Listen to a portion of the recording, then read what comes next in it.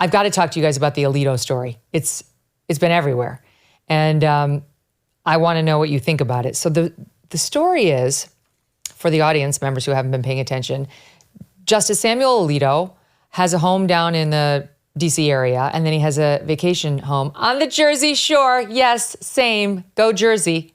And I'm going to look for him. I didn't know he was down there. I'm going to be annoying. Anyway, so then what happened was outside of his DC area home, his wife, we now know, was flying an upside down American flag right after January 6th because Alito said, after this was reported by the New York Times breathlessly, she'd gotten into a dispute with a neighbor who was very nasty and very hardcore political, and this person wound up calling Mrs. Alito the C word and had signs on their lawn that read F Trump, but more explicitly. And she didn't like that. There were kids at a bus stop. You know, she objected to the language. Anyway, it went from bad to worse. And this was her little protest. You know, she turned the flag upside down, and the New York Times thinks he should recuse himself, as do a lot of lefties, from the J6 case that's now pending before the Supreme Court, the immunity case that is going to come out any day now on Trump. I mean, to me, that's just absurd. And then they were like, oh, it's not just that flag. At the Jersey Shore house, they were flying an Appeal to Heaven flag, which was, checks notes, on George Washington's ships during the Revolutionary War. So F Mrs. Alito and her alliance with GW. And now he needs to recuse himself because of that. So it led to something I have never seen from a justice before, because the New York Times is all over this. They've made this Jodi Kantor's full beat. For a while, she did Me Too cases, and now she's on the Samuel Alito beat. He writes, it's basically, F you. I'm not recusing myself from anything. He says, I understand you want me to go because you claim these two incidents created an appearance of impropriety that requires my recusal. He says, I'm going to read you excerpts. I had nothing whatsoever to do with the flying of the flag. He's talking about the upside down one in Virginia. I was not even aware of the upside down flag until it was called to my attention. As soon as I saw it, I asked my wife to take it down, but for several days, she refused. Okay, it is getting interesting. My wife and I own our Virginia home jointly. She therefore has the legal right to use the property as she sees fit, and there were no additional steps that I could have taken to have the flag taken down more promptly. All right, I'm starting to have questions that I didn't have before. My wife's reasons for flying the flag are not relevant for present purposes, but I note that she was greatly distressed at the time, due in large part to a very nasty neighborhood dispute in which I had no involvement.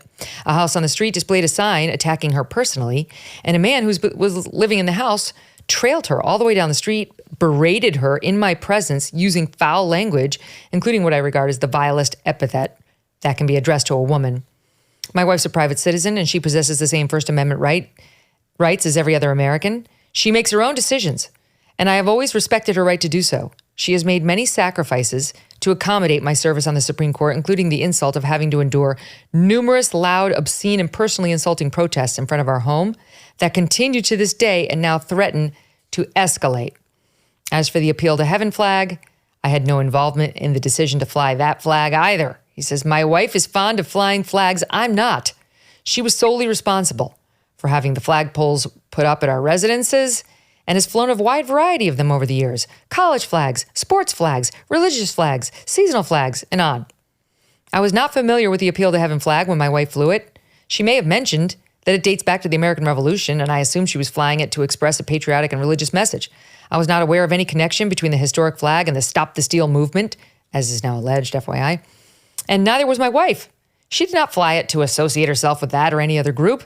And the use of an old historic flag by a new group does not necessarily drain that flag of all other meanings. She makes her own decisions. I honor her right to do so. Our vacation home was purchased with money she inherited from her parents and is titled in her name.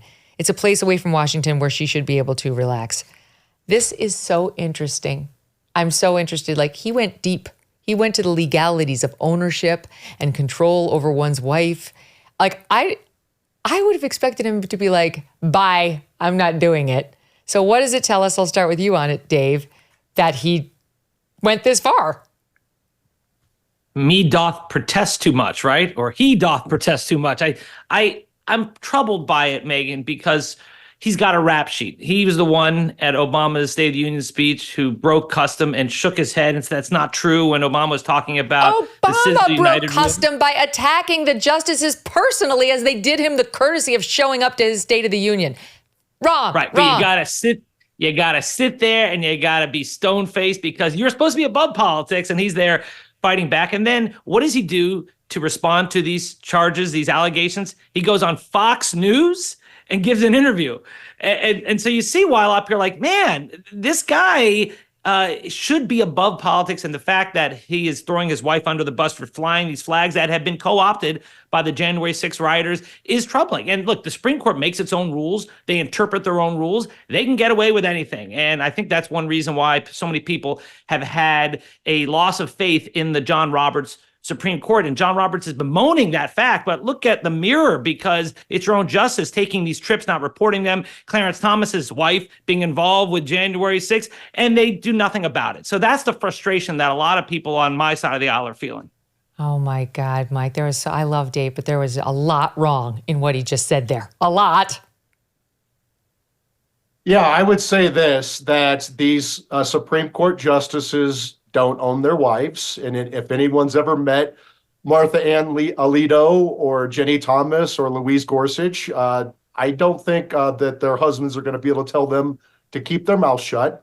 They're very strong, independent women. And by the way, there's no ethical issue here requiring anyone's recusal. And if there were, why hasn't the Biden Justice Department filed a motion with the Supreme Court requesting any justice's recusal? And the reason they haven't done that is they know any such motion to recuse a justice would be legally frivolous, right? They're trying to say that the appeal to heaven flag that George Washington has flown, that Americans have flown clear across this country for centuries, including in San Francisco. The city of San Francisco flew it until Alito flew this flag, and then somehow it became a January 6th flag. Somehow that was a January 6th flag that requires Justice Alito's recusal, and somehow an American distress flag after this crazy neighbor called Martha Ann Alito the C word and had an F Trump sign in front of a school bus stop. Somehow that was a January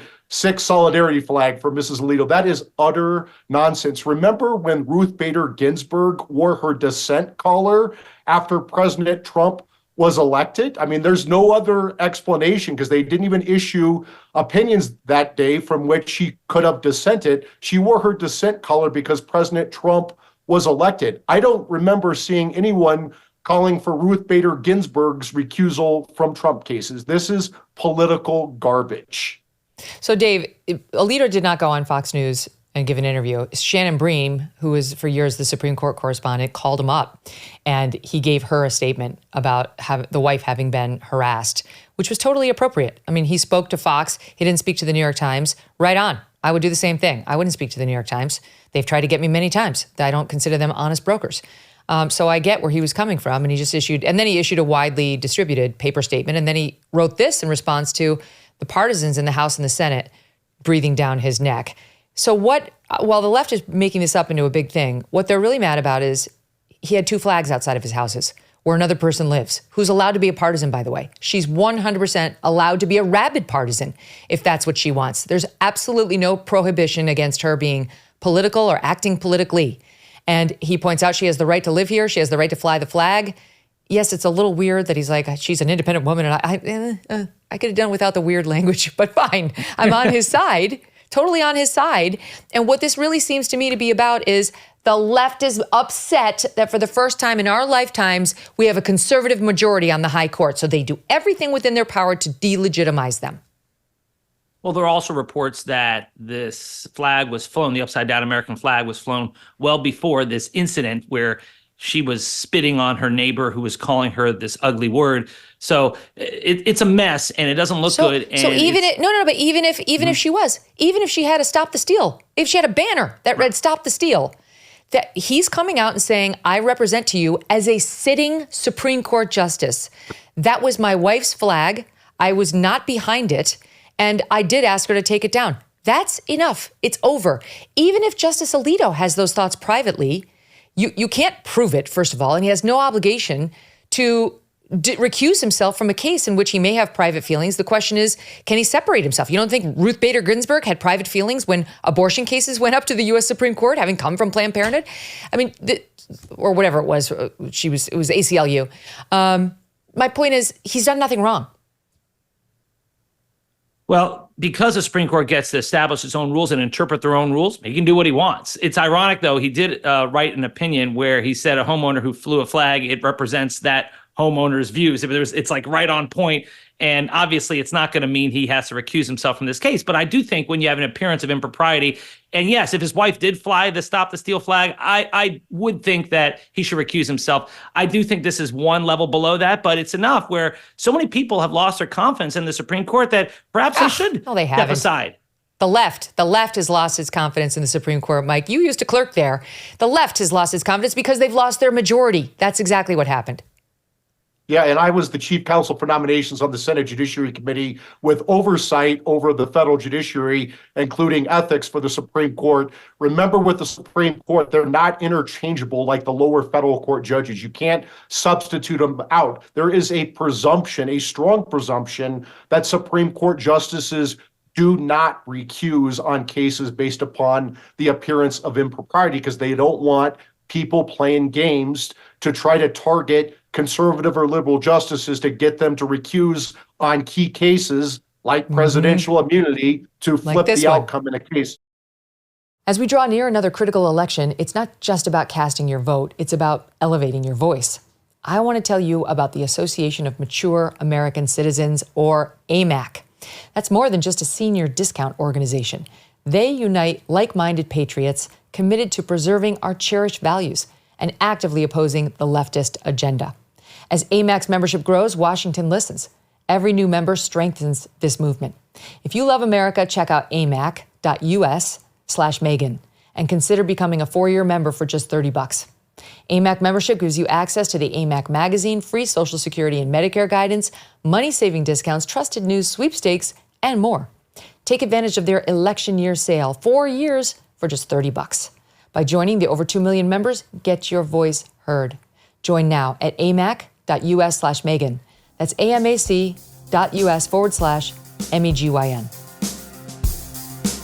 Hey, thanks so much for watching. If you like what you just saw, hit the subscribe button for more clips and full episodes.